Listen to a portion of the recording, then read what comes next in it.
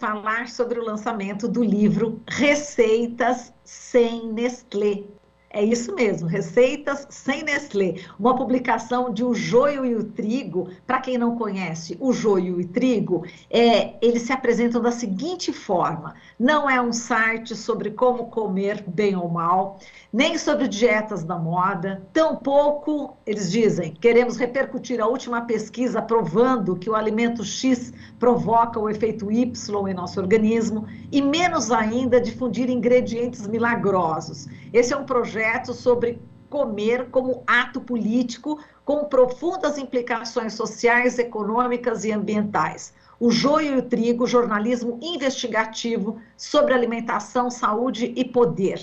E a gente convida agora as autoras do livro, né, desse livro de receitas, O Joio e o Trigo e suas receitas sem Nestlé. Comida brasileira para adoçar a vida sem precisar de leite moça e truques mirabolantes. É com prazer que eu anuncio aqui a chegada da Amanda Flora, jornalista, e a Denise Matsumoto, designer. Olá, gente, bom dia, é prazer em recebê-las.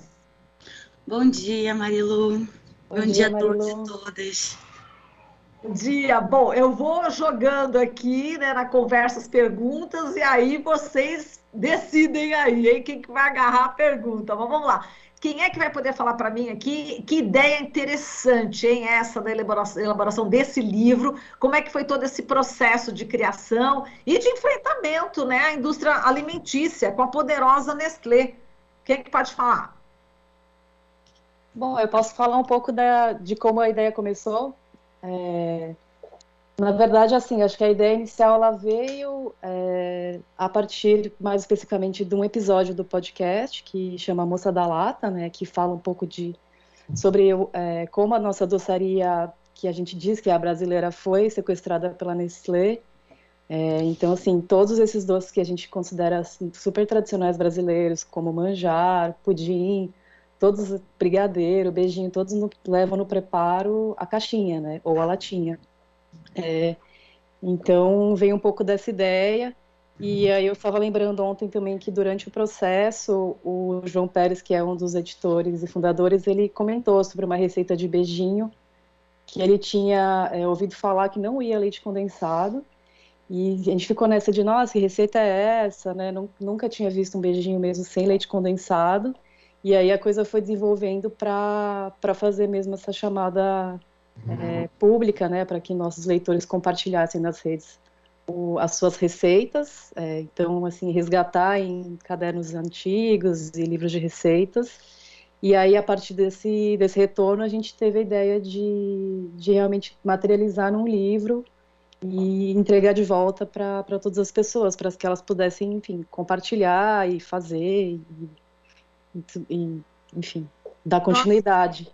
E é demais, né? Porque eu ouvi, né, o podcast Prato Cheio, né? Tem o podcast Prato Cheio e tem a Moça da Lata, e eu ouvi essa informação, né, de que no Brasil são consumidas 7 latas de leite moça por segundo, né? Quer dizer, é um dado impressionante. Está muito bem feito, inclusive, o podcast. Eu aconselho, enfim, dou a dica para todos assistirem também, ouvirem. E eu queria que vocês falassem sobre esse ato político, né, do comer, né, e essa inserção de receitas sem esse leite moça, sem esse leite condensado, né? Então, quando a gente estava durante essa pesquisa, né, a gente descobre que o Brasil é o maior consumidor de leite condensado do mundo. E quando a gente elabora esse livro, elabora esse episódio também, tem um marco que esse ano a Nestlé completa 1 século de atuação no Brasil. Então, tem 1 século que a Nestlé está influenciando a nossa comida, não somente com leite condensado, né, com creme de leite, com outras preparações prontas que ela foi introduzindo ao longo desse 1 século de atuação. Quando a gente faz esse resgate, quando a gente faz essa proposta, é justamente trazer um resgate, né, dessas preparações tradicionais que já existiam antes da Nestlé existir. Então, elas já estavam aqui antes da gente ter a atuação da Nestlé no Brasil, que também é muito engraçado, porque a gente pensa a atuação da Nestlé, ela chega na primeira metade do século XX, e começou a introduzir o leite condensado para crianças. Então, tem peças publicitárias com crianças tomando leite condensado na mamadeira. E aí, ali mais ou menos nos anos 60, em 1959, ela começa justamente a pensar, não, mas eu posso ainda lucrar mais. Deixa eu mexer aqui na doçaria dos caras e nas receitas tradicionais. Então, quando a gente faz essa chamada, e na verdade, né, a gente juntou as autoras do livro, eu acho que na verdade são todas as pessoas que participaram, mandaram as receitas, né?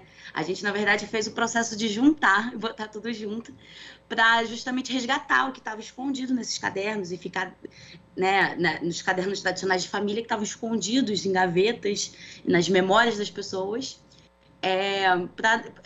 para tirar esse imaginário de que a Nestlé está presente em todos os nossos doces, nossas comidas, né? Pois inclusive a Nestlé veio e fez uma propaganda aí massiva, né, para descaracterizar, inclusive, a culinária brasileira, né? E aliado a isso também tinha a ver, as propagandas, né, tinha a ver também com a questão da emancipação da mulher, que ela aproveitou, ela surfou nessa onda também, não é isso? Quer falar dele? Pode falar, pode falar.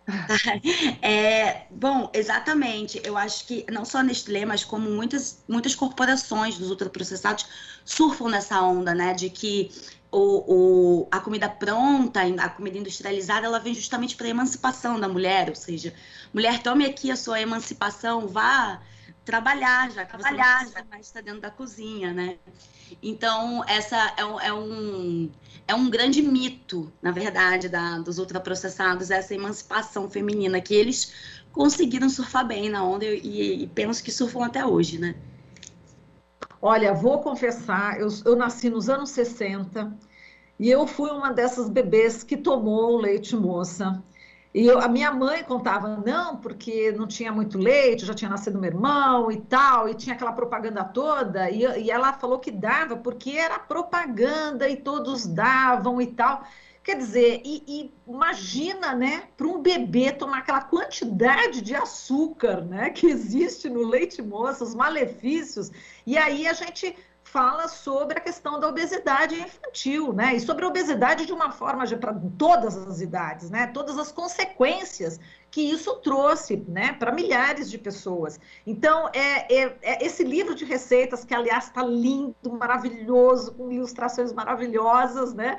Ele traz esse alerta, né? Também em relação a como se alimentar de uma forma mais saudável, né? Sim, exato. As receitas todas, elas tem muitos ingredientes naturais e, inclusive, assim, eu estava dando uma olhada e tem receitas que vão ingredientes que a gente nunca imaginou. Por exemplo, um cajuzinho, ele não vai leite condensado, ele vai caju, vai melaço e vai, acredito que era farinha de mandioca, uma coisa que a gente nunca imaginou que poderia ir no beijinho, né? Um estrogonofe que não vai creme de leite, enfim, então são outros tipos de receita, né? São receitas que realmente usam ingredientes in natura ou minimamente processados, né? Exato, estou vendo aqui, estou passeando aqui pelo site de vocês, né, e vendo as receitas, enfim, pudim de coco, pudim de banana, o cajuzinho que você falou, né, Denise? E assim, as ilustrações, aproveitar que você é designer, as ilustrações tão maravilhosas, eu queria que você falasse sobre essas ilustrações, esses desenhos, e também toda essa arte gráfica, né, que é um prazer, inclusive, a gente se delicia, né, passeando aqui por essas receitas. Então, na verdade, assim, as ilustrações, elas foram feitas pelo Adriano Rampazzo, né, que é um ilustrador que eu já acompanhava. Ele trabalha muito com desenho de alimentos, já fez outros livros de receitas, coisas para restaurante, e eu achei que ia dar muito certo. Então, assim, a princípio a gente tinha muito essa referência dos cadernos e livros antigos, então a gente queria ter um pouco dessa característica no projeto, um pouquinho mais retrozinho, mas aí também recebendo o trabalho dele, que é a capa e essas ilustrações internas, a gente foi desenvolvendo o projeto e tentando inserir elementos manuais também. Então, os títulos foram feitos pela Clara, que também é designer do Joio, e a gente foi juntando as coisas, compondo o projeto, e também a gente quis resgatar um pouco essa memória do caderno antigo, que você vai e anota a dica, quando você fez, eu usei tanto, essa colher aqui não era muito cheia e tal, que é bem aquela coisa de caderno que a minha mãe tinha, né, que até hoje ela tem várias anotações lá. Então, o projeto foi meio essa mistura, assim, né, da ilustração e também dessa memória dos cadernos antigos, mas sem ser tão literal, ao pé da letra, fazer exatamente como era feito antes, assim, né. Então, foi um pouco esse o processo. Perfeito. E esse livro, ele traz, assim, essa sensação, né, que a gente tem, que é importante a gente exercer a cidadania e não ficar nessa história de consumismo e ficar entrando na onda da propaganda, enfim, a da Nestlé, no caso, e que traz malefícios, né, ultraprocessados, não é isso? Então, é uma maneira também da gente se reeducar, porque, na realidade, falando do leite moça, ele acaba viciando, é como se fosse uma droga, não é isso?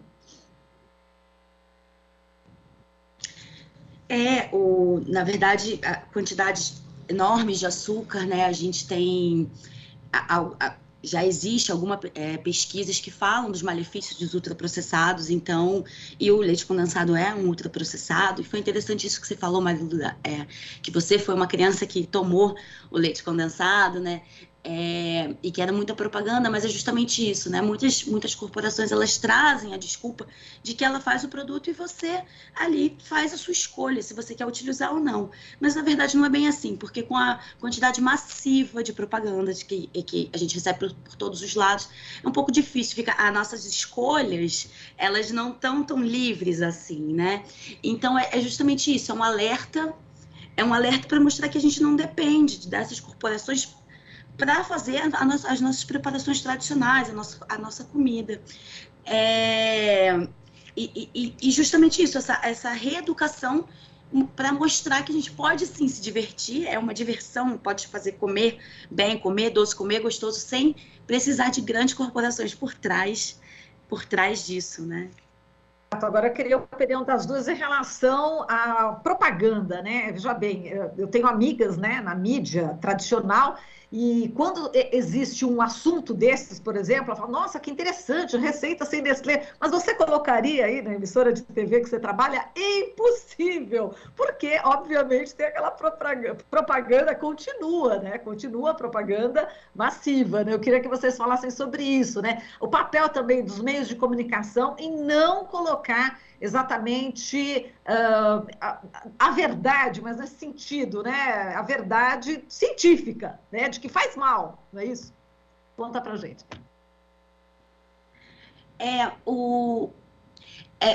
Muitos veículos, né, existem essa lógica que muitos veículos eles estão ali sendo custeados por essas empresas, né? Então, é um pouco difícil, às vezes, a gente conseguir introduzir, não numa mídia de comunicação em massa, assim, grande, esse tipo de assunto. Mas, por outro lado, aos poucos, eu acho que a grande mídia está sendo pautada por isso. A gente tem visto alguns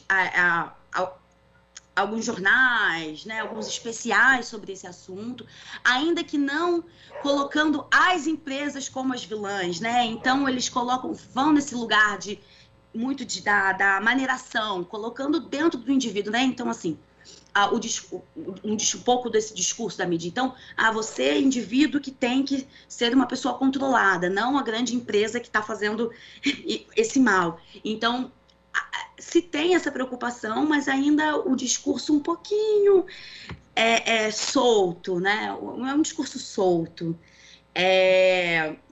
Sim, é um grande desafio a gente conseguir ultrapassar esse discurso solto. Exato, é isso, né, Denise? É difícil, mas tem também profissionais que são comprometidos, né? Jornalistas comprometidos e que acabam aí, de alguma forma, fazendo exatamente o que a Amanda falou, né? Fazendo essas coberturas, né, jornalísticas, abordando o perigo, né, do ultraprocessado, né, Denise? Isso, exatamente, assim, eu acho que o que a Amanda falou é bem isso, eu acho que a gente acaba, você vai ter talvez uma matéria na grande mídia falando de preparo sem leite condensado, mas eu acho que dificilmente vão falar do leite moça especificamente, ou falar de alguma marca, até porque essas marcas mesmo têm tentado fazer um marketing de produtos mais saudáveis. Ah, então esse é um ultraprocessado, mas ele não tem açúcar. Esse é um ultraprocessado, essa é uma papinha, mas ela é uma papinha orgânica. Então, assim, fica nessa coisa de, a gente também está fazendo a nossa parte, a gente está te dando opções, mas no final das contas, as nossas receitas a gente acaba muitas vezes consumindo marcas, né? Então, o leite moça, a nossa alimentação é muito baseada nisso, fazer um caldo com um caldo quinoa, então é uma alimentação muito baseada mesmo na produção dessas corporações, né? Perfeito. Bom, e agora vamos só finalizando aqui, como é que as pessoas têm acesso, né, ao livro Receitas Sem Nestlé?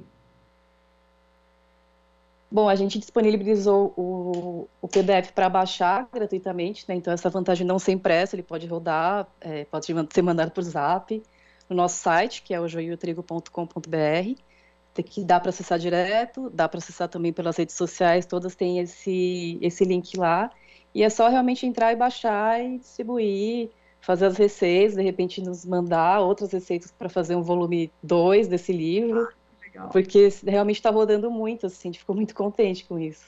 Receberam muitas receitas, Denise?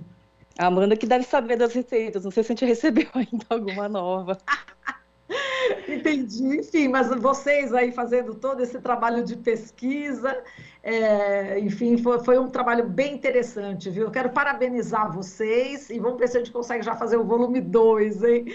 A gente agradece aqui a Amanda Flora, jornalista, e a Denise Matsumoto, designer, que estiveram totalmente envolvidas aí nesse livro, O Joio e o Trigo e suas receitas sem Nestlé, comida brasileira para adoçar a vida sem precisar de leite moça e truques mirabolantes. Meninas, muitíssimo obrigada, parabéns e um forte abraço, viu? Sucesso para o livro.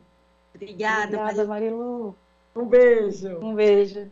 Você está ouvindo Jornal Brasil Atual. As notícias que os outros não dão.